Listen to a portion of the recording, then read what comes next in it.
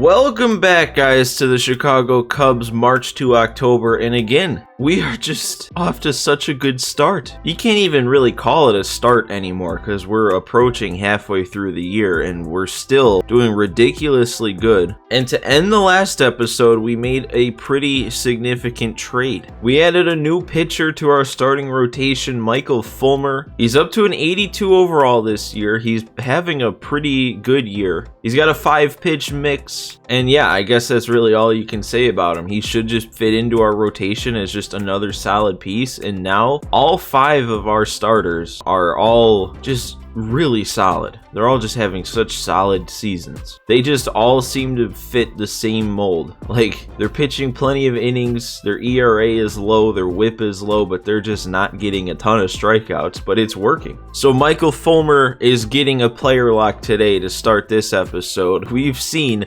how good a +3 boost is doing for Ian Happ, so if we get anything like that with Fulmer, he should start doing even better than he already is. After that trade took place, I did have to go in and change up the trade management section. And if I'm being honest, the further we get into this season, I'm going to go back to our rotation here. I almost feel like the less and less we actually do need more pitching. Like, there is part of me who feels like we can just sit on this pitching right here. Like, Trevor Williams is only a 74 overall, but if he's going to pitch that good, why replace him? Because here's the problem that I run into when I think about adding someone new to this team is that when you make a trade, you do not get any sort of input as to who gets sent down. So usually it just sends down the lowest overall by default. We'd be getting rid of Ryan Tepera, but I don't want to get rid of Ryan Tepera. Look at the season he's having. Who would want to get rid of that? I don't care what his overall is. If he's going to play like that, I don't want to get rid of him. So I had to make some choices in trade management, and I decided we should still keep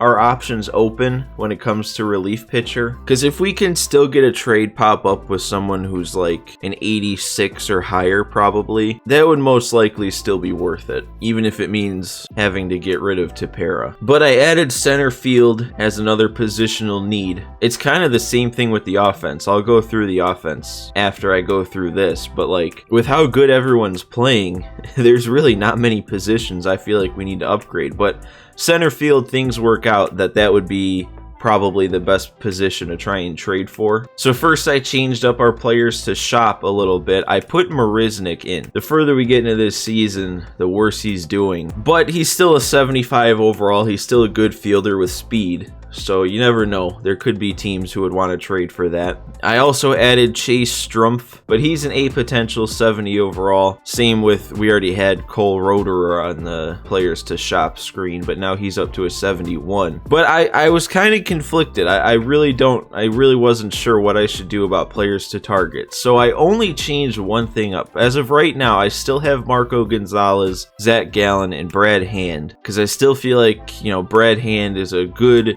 realistic high overall lefty that we could get. The Nationals are not having a good year, but Brad Hand is. So the only guy I added was Ketel Marte, because really I was going through all the center field options, even right and left field options who could play center, and really the only guy that I saw as a realistic trade happening and also somebody who would be an upgrade to our team is Ketel Marte.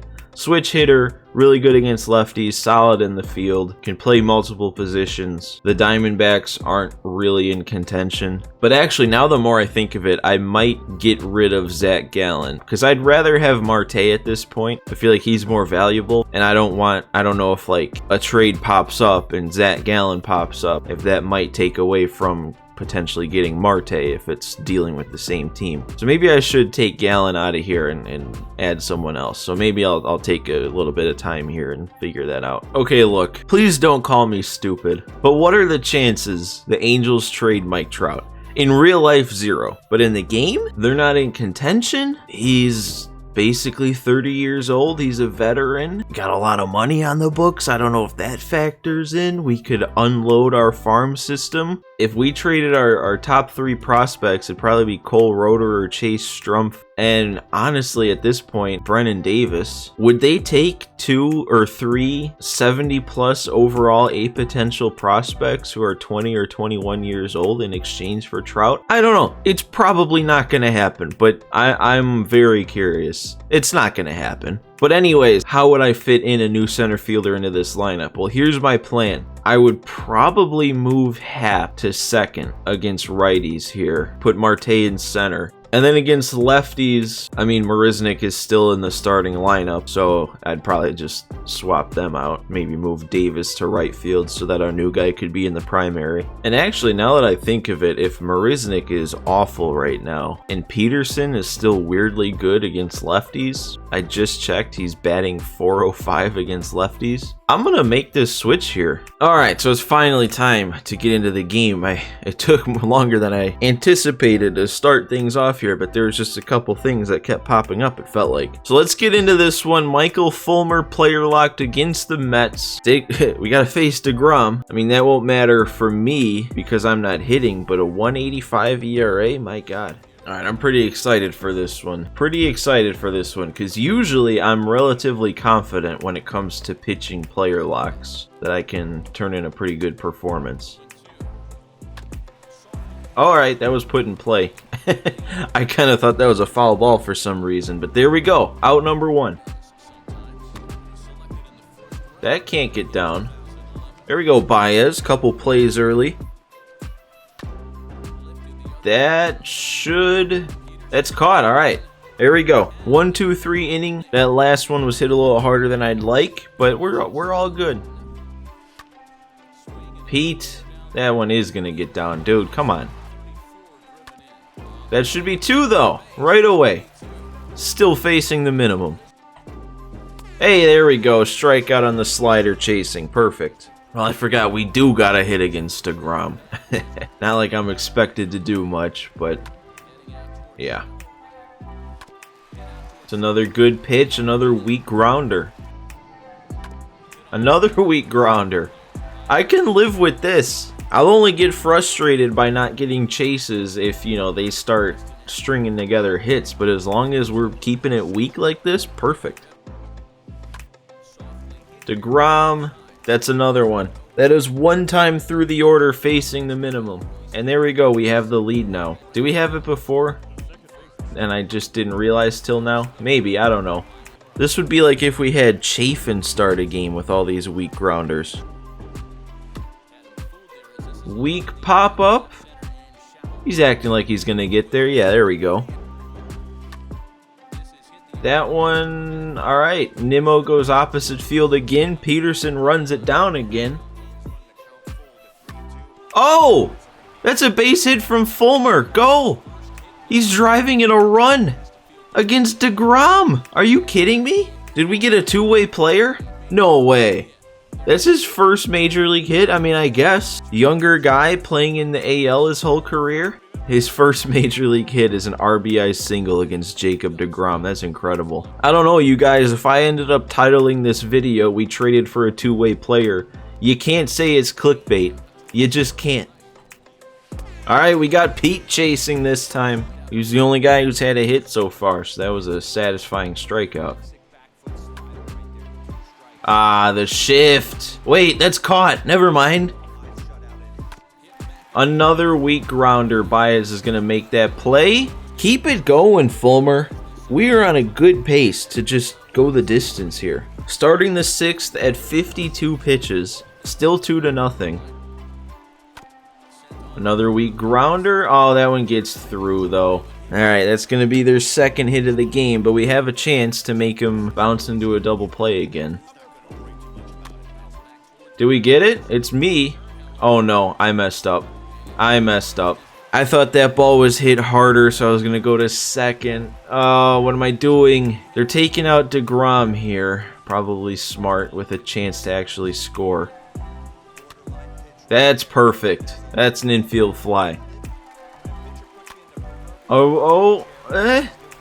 Alright, he's just going to 1. Could have been out number 3 if I didn't make the dumb play earlier. Now we got to deal with Lindor. I know he's not having a good year, but it's still Lindor. Nice pitch. Oh my god, he's not chasing that either. What are we gonna do? Oh, we're just gonna do that. Perfect front door two-seam. He's up to 74 pitches. The energy is probably gonna start to verge on yellow here soon. Alright, there we go. I'll take that. We're just counting outs now. 8 to go. Pete. No, don't do it again. Man, with the shift though, why couldn't we make that play? There we go. The changeup will get him. What is that, 4 strikeouts? Ground ball. Baez has got it over to second, and that's another inning through 7. He's still in the green, actually. Ah, give me that call, man.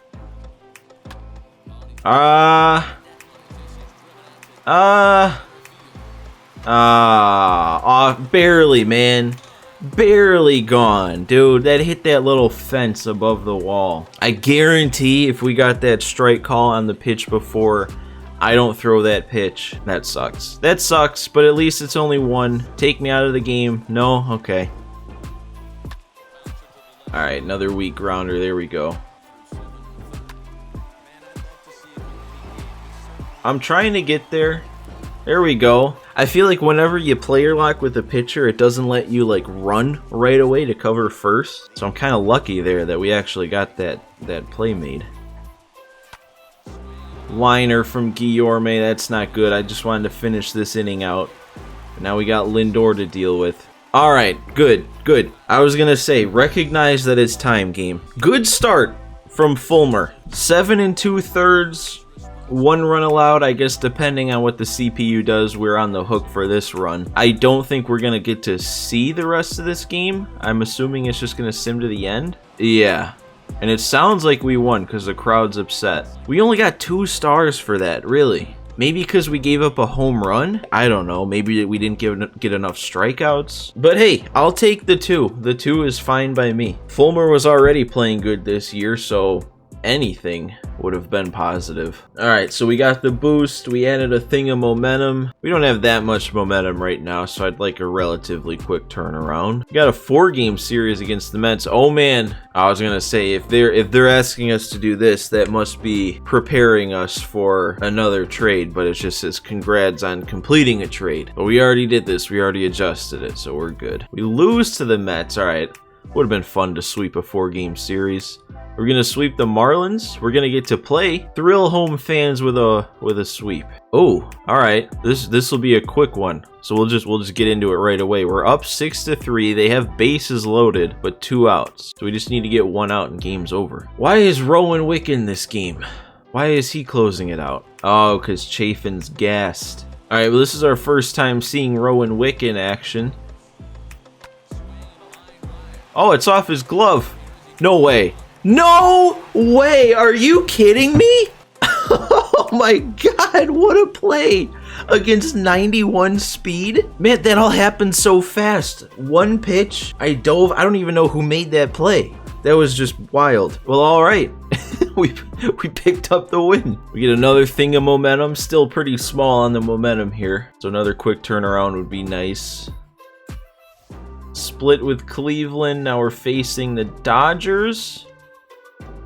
Why do you want me to call this guy up so bad? I mean, yeah, sure, he's doing pretty solid in AAA, but I don't care. We're gonna decline it because, I don't know. Sweep the Dodgers in 2 games. Now we got the Brewers to face. Up to 10.5 games in front of the Cardinals here. We're just about halfway through the season. I don't know. We might as well just... I don't know what the timing's looking like in this episode, if I'm being honest. If it's a long episode, it's a long episode. But we got a 3-inning game here against the Brewers. 0-0, but they do have 2 on and nobody out. So we got to get out of a bit of a sticky situation here to start things off. Zach Davies is on the mound. It'll be my first time pitching with him if I keep him in, which I might not. You know what? It would be cool to get to pitch with Zach Davies for the first time, but I'm going to be a smart here. They got 3 lefties in a row. We should bring in a lefty here. David Price was already up and warm in the bullpen. He's turning his season around, man. The ERA is finally under 4.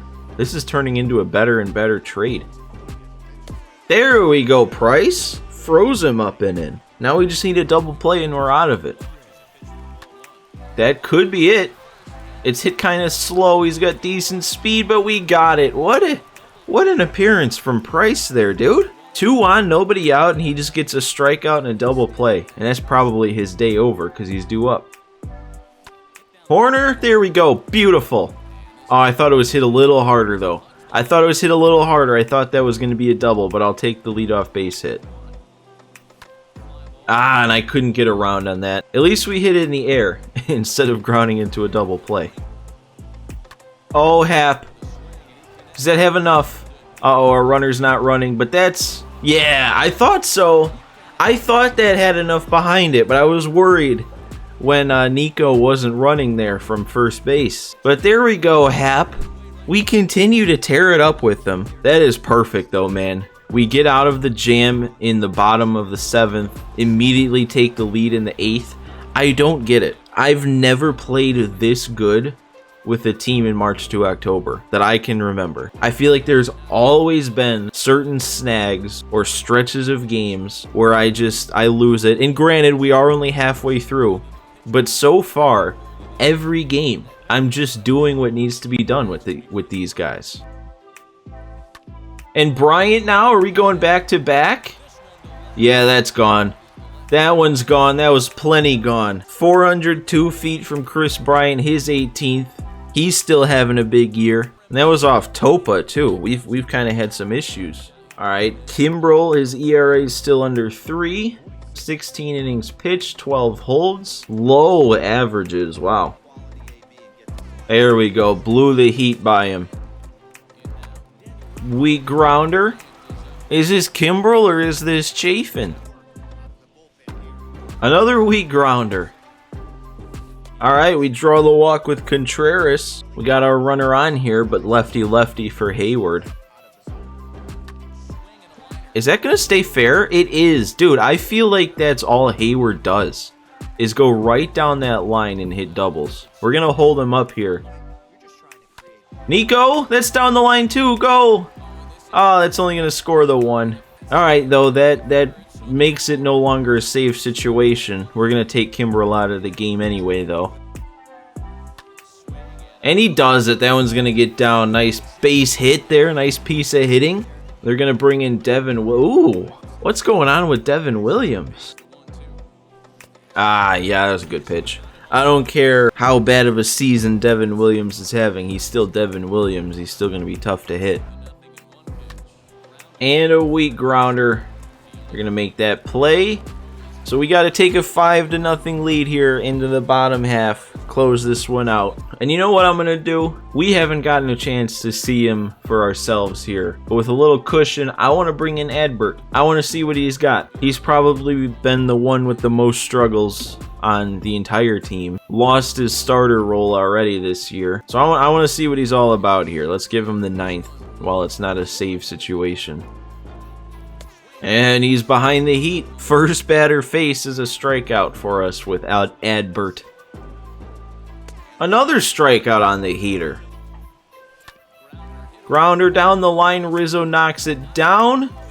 And we make the play. What a way to end it, dude. And Adbert, I don't know what his issue is. 2 strikeouts. I mean, I guess that could have very easily been a hit there at the end. But we get another 4 fireballs of momentum. We should have a pretty decent amount of momentum here. And we're inching closer to the All-Star break. I think we're going to cross into July with this sim. Let's sweep the... What, really? Come on. I mean, we're winning the series, but like... I don't want to be dropping games. I don't care about these guys. Stop asking me to fast track my D potential 60 overall pitchers. All right, we do get another game to load into here on the 4th of July. Make sure we don't lose the series to the Reds, who apparently are a struggling club. You want to talk about a struggling club, dude.